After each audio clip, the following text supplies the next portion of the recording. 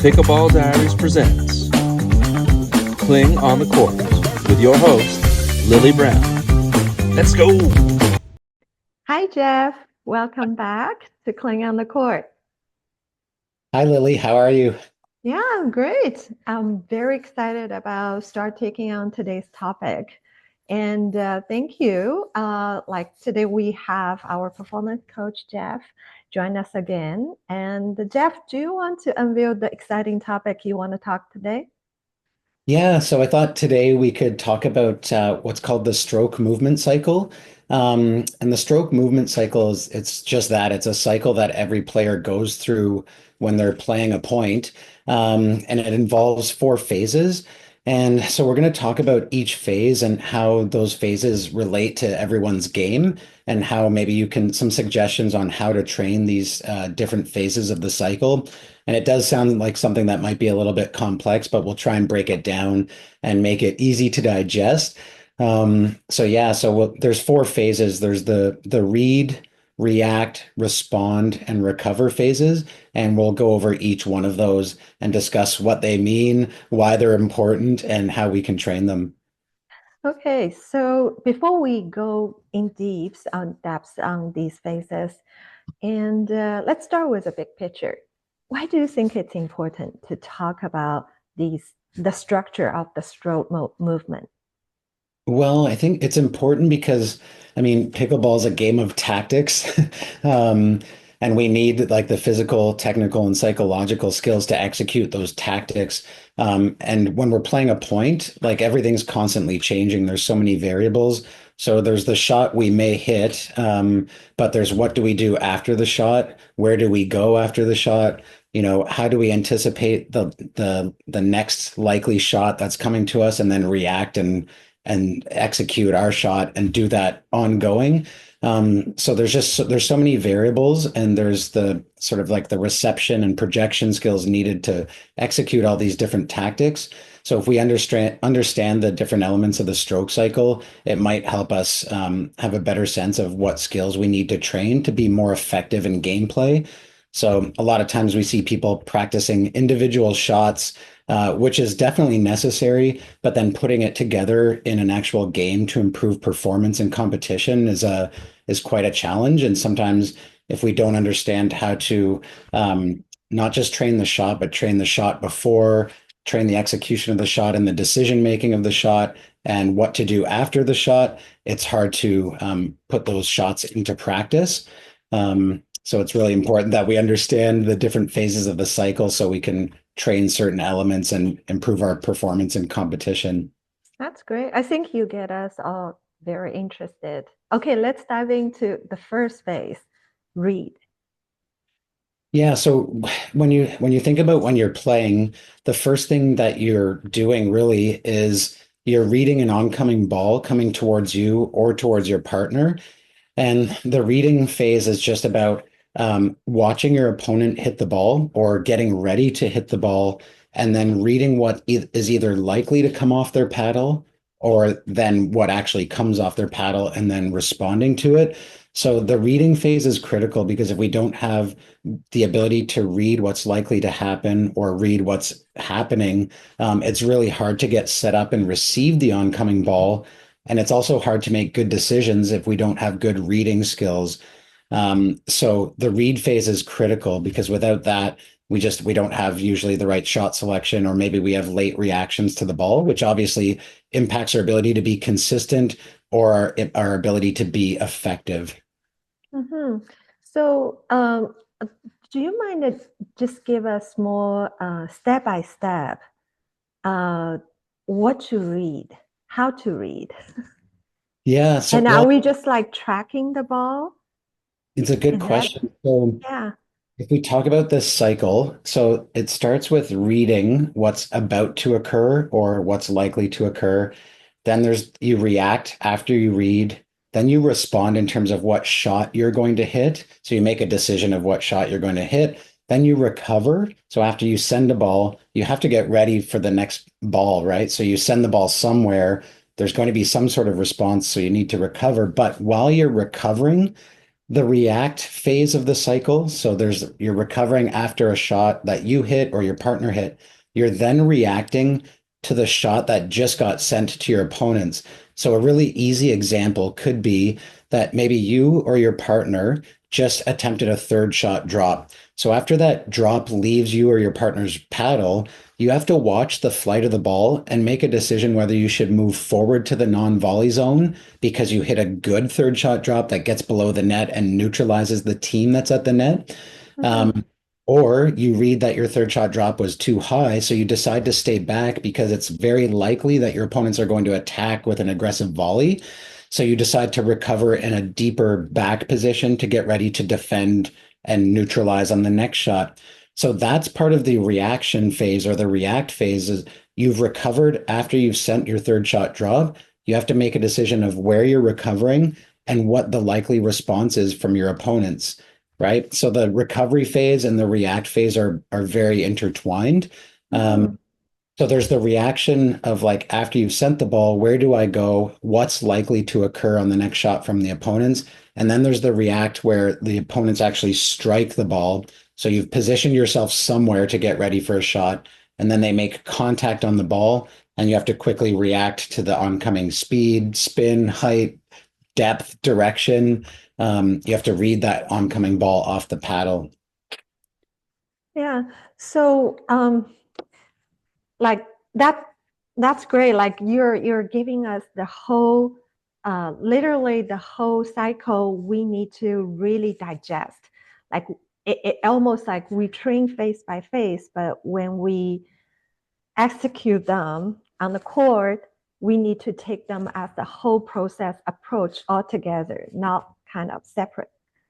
Exactly. At some point, like even if you're just working on a specific shot, at some point you have to link the recovery after the shot, and you have to maybe link some sort of shot before. So for instance, if you're training your third shot drop, after you hit the third shot drop, a really critical part of the third shot drop is knowing where to go after you send the third shot drop. So if it's effective, quickly getting into the non-volley zone so that you can capitalize on any pop-ups from your opponents or if your third shot drop is too high, recovering back. But before the third shot drop, there's a serve and a return, right? So linking the serve, adding in the serve and a return from an opponent and hitting the third shot drop off of a real return as opposed to say just a fed ball from a coach, or if you're doing partner training and you have a partner at the net sending you balls, that's not super realistic to an actual return of serve where you take the return and execute a third. So we call this basically like having a game-based approach is you can train shots in isolation, but unless you tie it into a more realistic game setting, it's really hard to take that individual shot and improve performance in competition if you don't train it realistically with the shot before, some decision making, and also a recovery after the shot. Yeah. So let's back to the read phase. Mhm. So is that the same concept as you mentioned last time, the perception? Yes. Yeah. So there's sort of the two parts to the read phase. There's as you've recovered from a shot, again, a simple example is the third shot drop. Um, as you recover, you're reading your own shot quality to try and determine the response from your opponents. Are they going to attack it because it's high above the net, or are they going to play soft because you did a good job getting the ball down low at their feet? So you're perceiving the ball you sent and then sort of making a judgment where to recover to. And as you're doing that, what you're really working on is anticipation. So Mm. anticipation is the ability to sort of predict what may happen or what is the most likely response from your opponent. And then there's the actual reaction. So you anticipate what's likely to occur, but then you're actually watching the ball strike the opponent's paddle.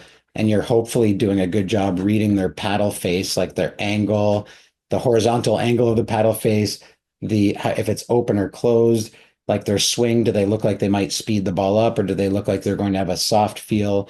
And then you're just reacting off of the contact and you're perceiving that ball and then you're reacting. So yes, so the reaction phase is very much about the perception.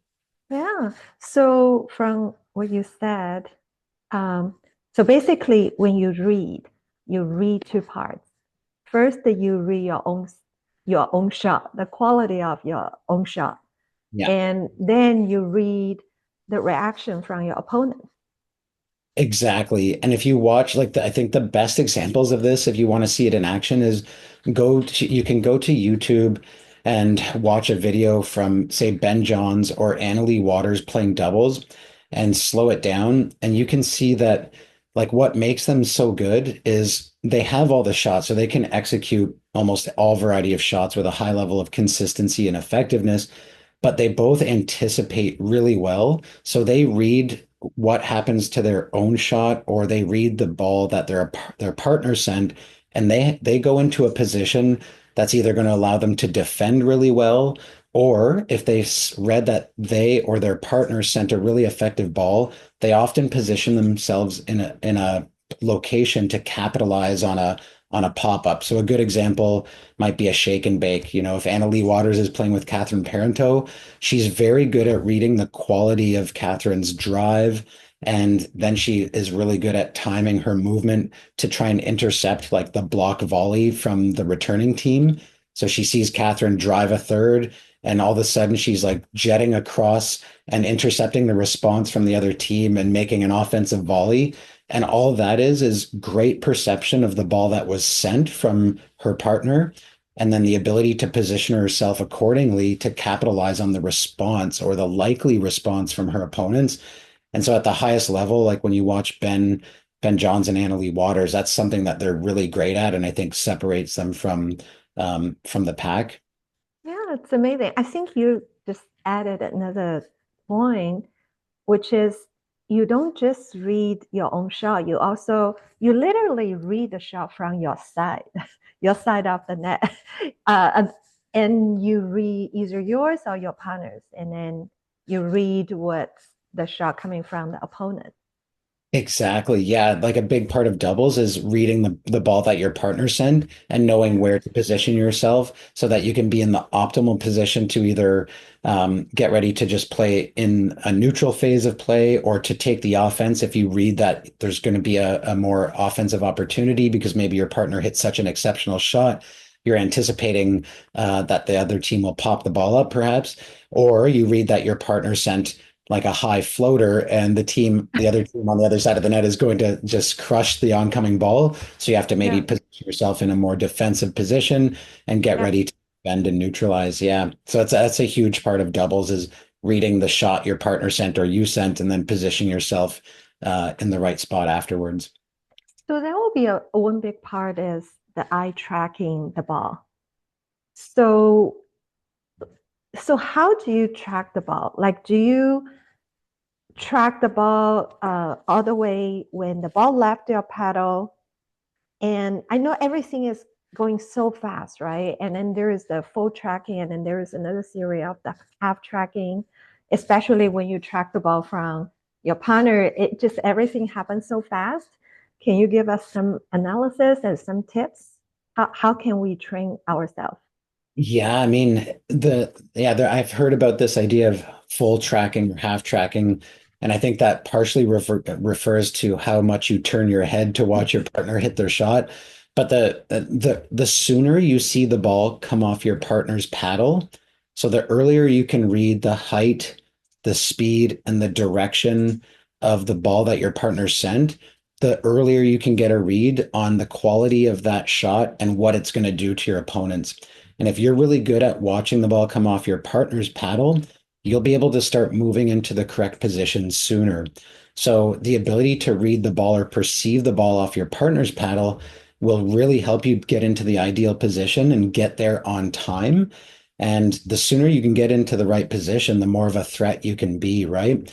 Um, or maybe be more of a threat if we're talking more offense. But also, if you recognize very quickly that your partner popped the ball up, it gives you more time to get into a better defensive position where you can play better defense and survive and stay in the point, right? So tracking the ball, whatever you want to call it, like half track or full track, like the sooner you see the ball come off your partner's paddle or your own paddle, the earlier you should be able to get into the optimal position for the next shot. And that it's just a hugely critical skill.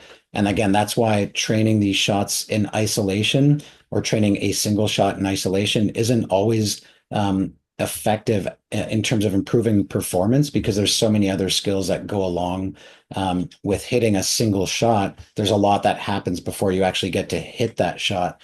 There's positioning, there's getting into the right position, getting there on time, which is why it's important to train these things in a systematic way, but also train skills in a realistic game-based setting.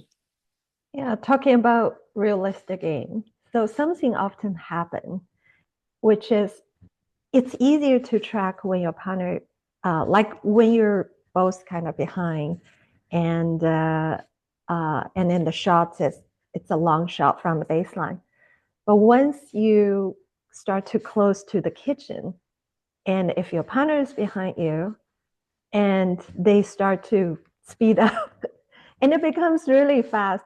Like I find I struggle myself sometimes. Like if it's really fast, and I anticipate it's supposed to be a soft shot, but when you play with different players, suddenly they speed up. You don't have enough time to track and react. Like I'm struggling is should I really track? But if I really turn my head and track, and I don't have time to react. So It's hard, right? So yeah, that this is common when we all play a lot of rec games, yeah, and we play with a lot of different players, so we don't always know what type of shot they're going to hit. Like we may think that the best shot is a drop, and yeah, they choose to speed up, and we're not ready for that speed up. Um, but you do have to so when we go back to the half track or full track, like maybe that's a situation where, you don't turn your head as much because your head will be turning to watch your partner and then it has to quickly turn to face your opponents. So maybe in that scenario, you turn your head a little less, but the key is you still have to watch your partner hit the ball because if you keep your head forward and you don't see your partner's shot until it's in front of you, which is basically going to be when it crosses the net, yeah, that's going to be almost too late to see that, oh my God, my partner chose to drive the ball, but their drive ended up being high above the net. And now the other team's going to like slam it down at me. It doesn't give you much time to get in position. Or by the time you recognize that they're going to attack you, it's too late and you've already gone into the non-volley zone right against the line and you're in a yeah. pretty poor position to defend.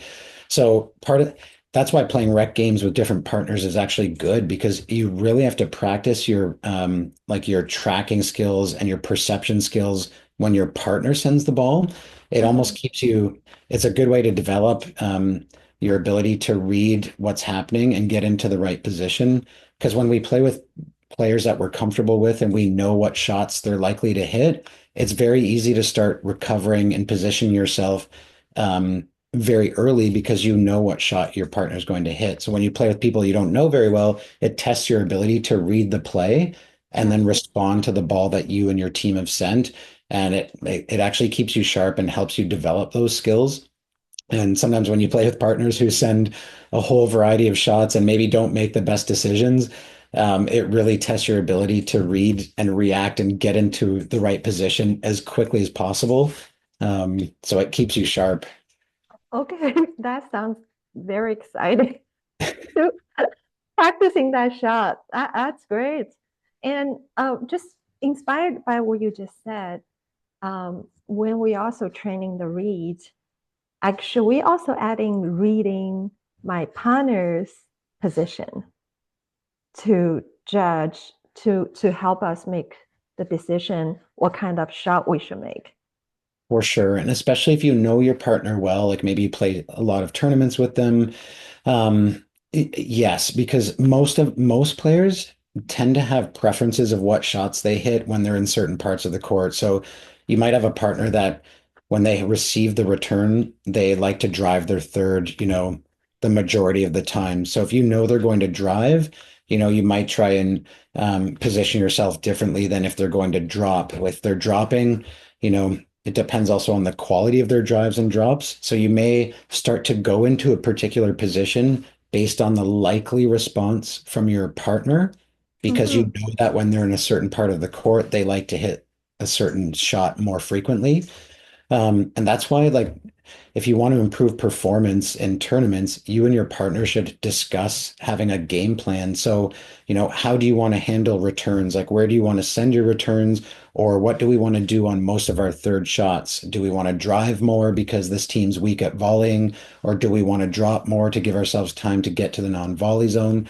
So, having a game plan and talking about like what your most likely tactics are in the most common situations is a really helpful way to help you and your partner get into an optimal court position. If you already know that most of the time your partner's going to drop, maybe you can get a head start and get to the non-volley zone sooner. Or if you know that they're going to drive a little more frequently, maybe you crowd the middle a little bit more, getting ready to intercept and like shake and bake. So having a game plan allows you to sort of anticipate ahead of time what's more likely to happen, and that might improve your court positioning and allow you to capitalize on more situations. Oh, thank you. So, so once we read, the next phase you're talking about is react.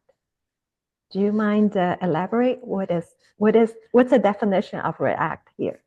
Yeah, so in this case, like, yeah, so this is the second phase of the shot cycle or the shot movement cycle. When we react, we're mostly talking about reading the ball off our opponent's paddle and then moving into position with our bodies and our paddle. So we're talking about like physical movement to get into position, but also the paddle prep. And that's sort of the react phase is you've read what's happening and then you try and get ready as soon as possible. So if we're talking about a ball that's bouncing when you're receiving it, so it could be either a dink that's bouncing or you're receiving a return of serve, so you're getting ready to hit a third shot where the ball has to bounce. Usually, we want to say you want to react and start to try to get set up in the right position before the ball bounces at the latest. Because usually, if we're in a good position before the ball bounces, we won't be very rushed, and that allows us to have a good impact point and good timing and better execution. If we're at the non-volley zone, reacting becomes super critical to react early because sometimes people are speeding up at us from close range or our partner pops the ball up and it gets attacked at us out of the air. So that's the react phase is being able to like prepare the paddle and body as soon as possible so that we can have good timing on the shot and better control over what happens to the ball to hopefully make more shots and make more effective shots. But that's the react phase. It's the movement and the preparation of the paddle and body at the same time. So here's a question for you, Mhm. which is like we know at a certain point we should stop move. For example, when we approach from the baseline, come to the kitchen, at a certain point we should stop the Yeah. movement and be prepared.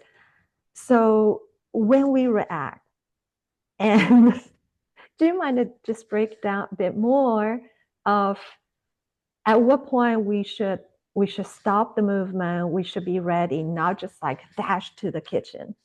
Yeah, so that's an awesome question because it relates to what we just talked about. But this is why training a good recovery is so important. So after you or your partner send a ball, you have to read what ball was sent and go to some position that hopefully is a smart place to go.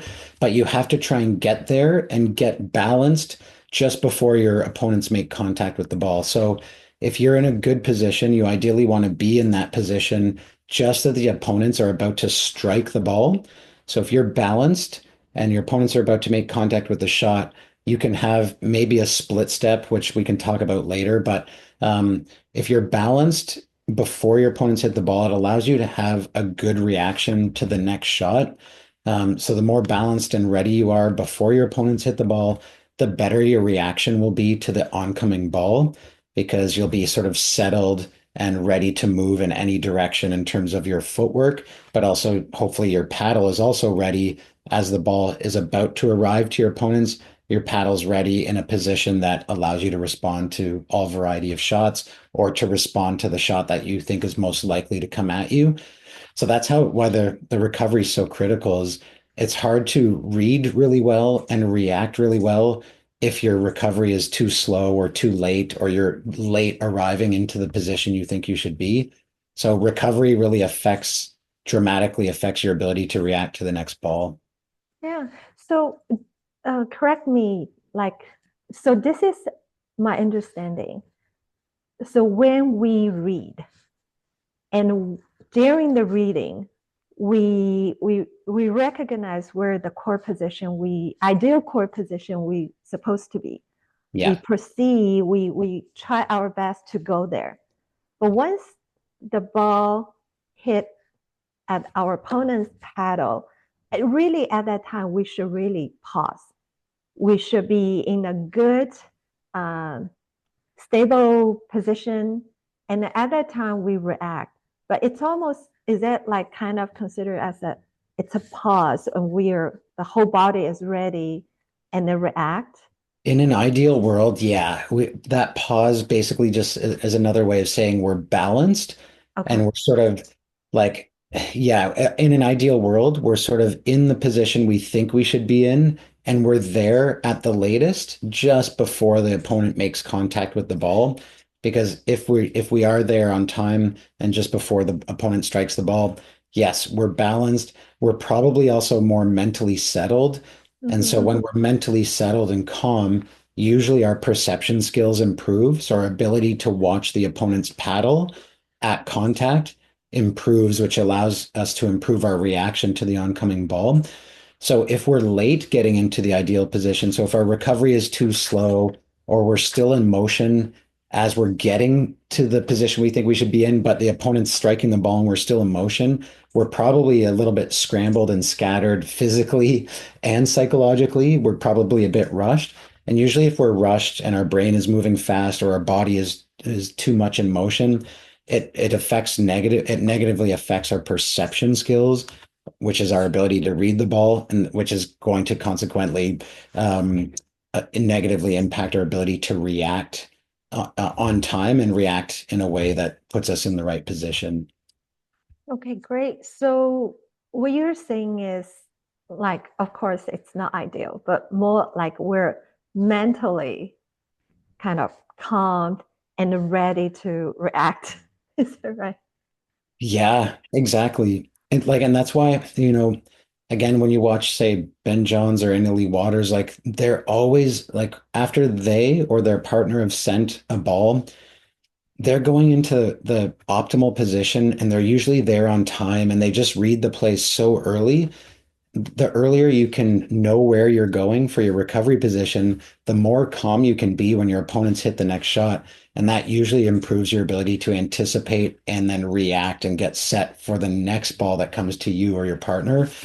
And that's why when we train, we should be training recovery. Like, again, a specific example is if we're attempting third shot drops, after you send the third, if you were training with a partner cooperatively, you could say yes or no. So, yes, if the third shot drop was effective and you think it was going to make your partner hit from below the net, or you could say no if you thought the ball was going to lead to an attacking shot from your partner.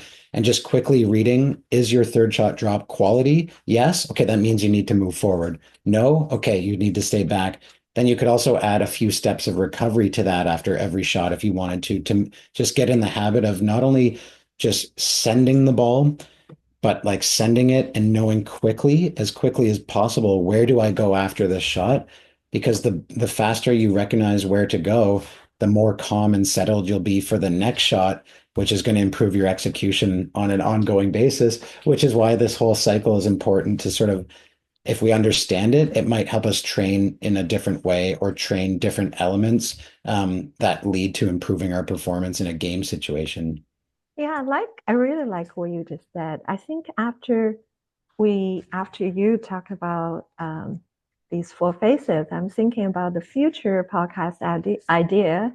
Maybe you can just like game scenario analysis or give us some situation analysis. Say, here's the quality of the shot and where will be the ideal position we should go into. And Yeah. it's like have a pre-game plan. And a lot of rec players right now, it's just, it seems like it's a surprise every time, play every shot. So if we can have some kind of pre-scenario in our mind, I think it will make it easier, like make it calmer, right?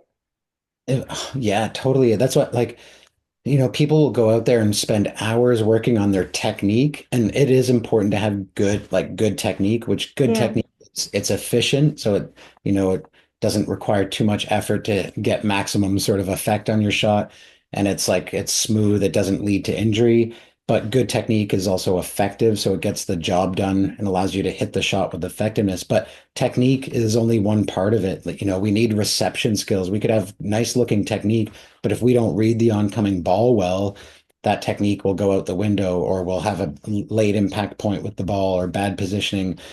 And similarly, like if we have bad court positioning or a lack of ability to read where to be and to get there on time, it doesn't matter how good your technique is if you don't know where to be. And we all see examples of players that are competing in a lot of the local tournaments and having a lot of success, and they might not have the cleanest technique, but they're always in the right spot. They're psychologically calm. They're always making good decisions. And even though their technique might not be optimal, they can make it work because their movement skills, their perception skills, their reception skills, their decision-making skills are so good that they can make it work, right? So yeah, so it's really important to train all these things we're talking about and train shots in a game-based setting so that they actually get implemented and are effective in real life when we're competing. Because think about a point situation, the Yeah. shots we hit are changing so rapidly in a single point.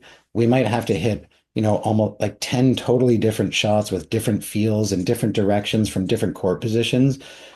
So we have to train our ability to know where to recover and make those decisions or recognitions really quickly. And then we have to train our decision making so that we can like read and react really quickly to make the best choice. And those are skills we should be training a lot, not just the technical element. It's amazing. Thank you. I think we're running a little bit out of time for today's episode, and we still have other two phases we haven't talked about yet, respond and the recovery. I already cannot wait for you to go into the depths for the recovery.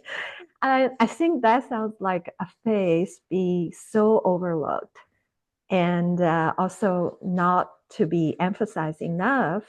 Um, so let's wrap up today's topic, and thank you so much for coming. And let's have our next topic very soon. And I think all the audience will be very excited to hear the next two phases.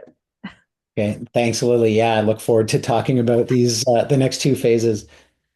Thank you so much, and see you soon. Thanks for having me.